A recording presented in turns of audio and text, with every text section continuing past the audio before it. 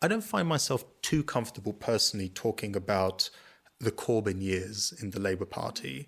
I arrived in Britain. I never lived before in Britain. I was very much an outside observer, still paying attention more or less to what was going on. But I arrived in Britain at the age of 18 in October 2019. So just a few weeks really before the election. And so I was aware of a lot of the discourse as it was taking place, but I just sort of jumped into it after a lot of stuff had already happened in that way.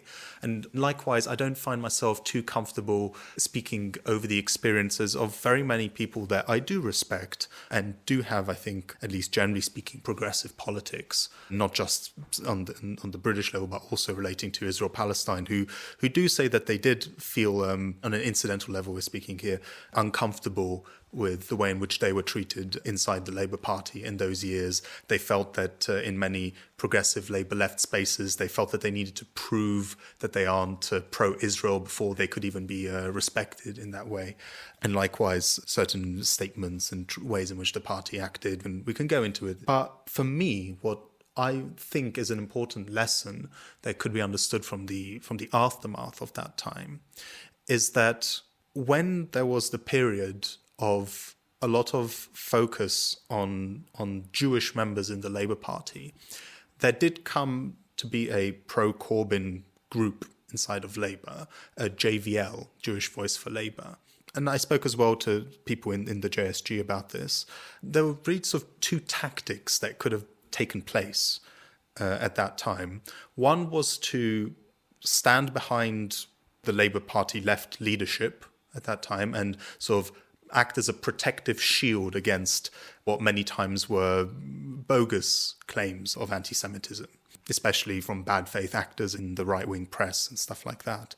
But there was also another path, which I think was very much not undertaken, and that was to really try and focus on what a Jewish left perspective, Jewish politics today, could mean, and what implications would that have, and how that would resonate with the Jewish community today to have a strong left perspective active inside of it, and addressing a lot of the issues that exist within the community. So, for example, there is very little, in my view, connection between Jewish student communities and Jewish studies as a field of study and academic engagement, which I think is a tremendous waste of Jewish education, of Jewish cultural education. If you're involved in JSOCs today, Jewish Student Societies in Britain, you don't really focus on any Jewish music apart from some of the base liturgical and religious stuff that you might do. But stuff like what we talk about, Yiddish songs, even like Hebrew folk songs, the full diversity of that, that's not focused on.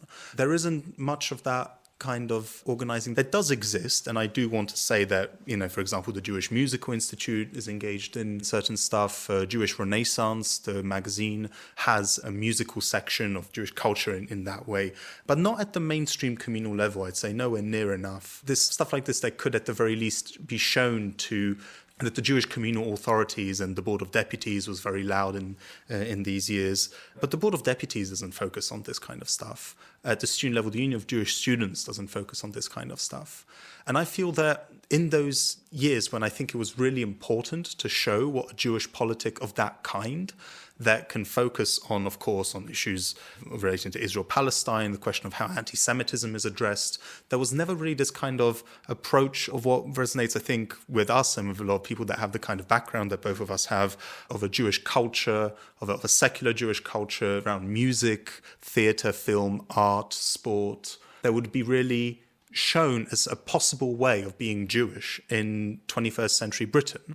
That's not something that the Jewish left, in my view, focused on. It ended up being this kind of, we mentioned David Rosenberg already today, it was his analogy that ended up kind of being the charges of anti-Semitism. You've got JLM, the Jewish Labour Movement, in the blue corner, and JVL, Jewish Voice for Labour, in the red corner, and then they get to fight it out.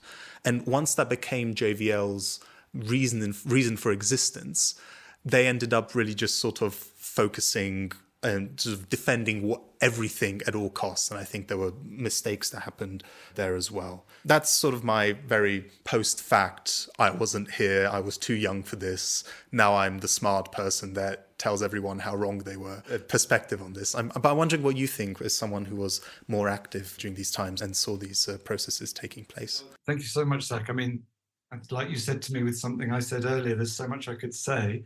First of all, I'd like to say that on a positive note, we've had struggles in our university alongside other university staff unions for pay, for gender equity, for race equity, and over casualization and workloads. And we've had, as you know, we've had a lot of strikes in the last few years, since really 2018, including over pensions as well. And at Sussex, the student union, the University of Sussex Student Union, has been basically our comrades. We've been working together, the University and College Union and the University of Sussex Student Union. They have supported us so much in this. They provided, in the last few rounds of strikes, they provided a marquee for us on the picket line, as well as like refreshments and being on the picket with us. We developed relationships through struggle. And those relationships later developed into some Yiddish singing workshops, which I organized with other union members and student union members and student union exec, run by Paulina Shepherd, who's the director of the Yiddish choir that I used to be part of. And nothing that I say about politics applies to her. She is a musician. But we asked her, and she came in, and we discussed the music. And with a colleague who's a translator of Yiddish poetry, who's at Sussex, called Sam Solomon, we worked together with Paulina. And the songs that were selected for the first one were Die Zukunft and also Mein Ruheplatz.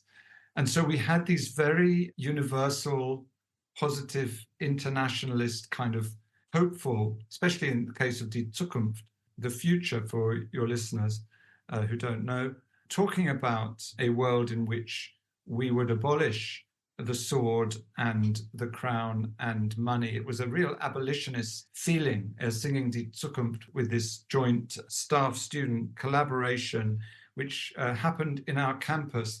So that happened here, and I just wanted to say that. To come to the specifics of the Labour story, I think it's important to look at what happened in the 2015-2020 years, not through any individual leader, because that has been a problem in the sort of toxifying of a name. Although actually, the person who did become leader, I've been at Passover Seders with them twice online with the Jewish Socialist Group, and they were also at the Judas Passover Seder, and these things are important parts of the story. I know what you're saying when you talk about the different groups in the party, but I think it's really important to worry about the anti-Semitism of the disproportionate number of Jewish people who've been expelled or suspended under the current leadership for all the things you say, which I'm not taking issue with in relation to particular groups and factions that were connected with Jewish existence in the Labour Party.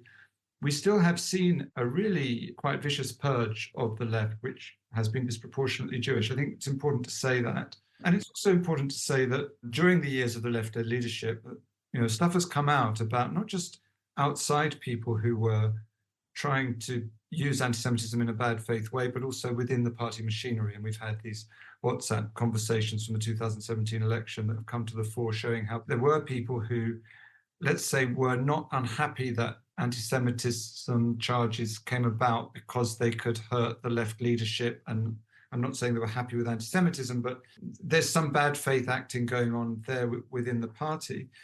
It's really important and we say in the paper that anti-Semitism on the left has a long history. It is a reality.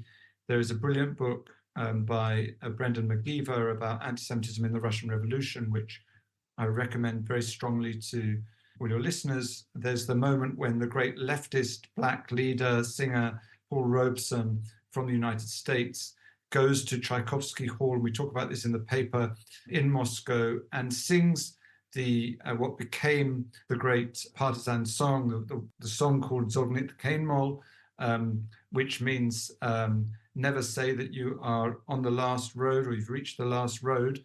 He sang that in Yiddish, and it was broadcast across Russia, and it was also translated.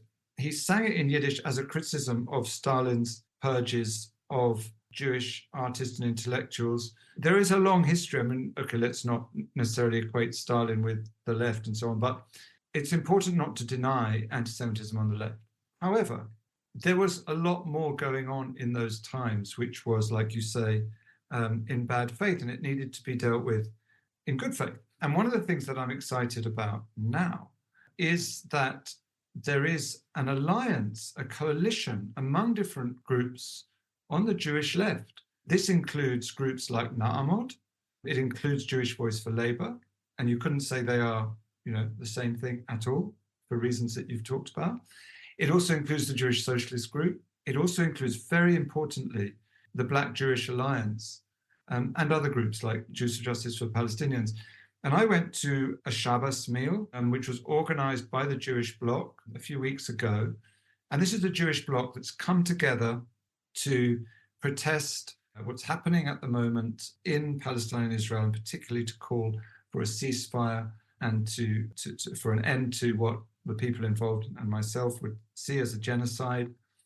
But it was important to have a movement building event like this meal, and it was absolutely fantastic. It was led by the Black Jewish Alliance. I think that's really important because there are people in the Black Jewish Alliance who have a lot of organizing experience, but it was also a point where I was honored to be involved with David Rosenberg and Julia Bard singing 2 Yiddish songs, just the 3 of us with 80 people there, which connected with this kind of universal internationalist politics. And these songs, one of them was In Camp and one of them was Zog nit Keinmal, which I've mentioned both of the songs. I don't think it was necessarily a very nice experience for the listeners. I'm not commenting on David and Julia's singing, but I was like so anxious that people would get how amazing and important and universal these songs were that I was singing very loudly. And I really think I was probably singing too loudly. But people did have sheets and they could join in if they wanted to. And yeah, I'm not worried about it. So I think there are opportunities to bring together music. There was also Ladino songs. There was a klezmer band. There was dancing. And, in the struggle, in this case, this is a Palestinian-led struggle in which the Jewish Bloc is a part. There are many other blocs. It's important, in spite of everything, to find moments of joy in order to build the sort of sustenance around this really interesting new development.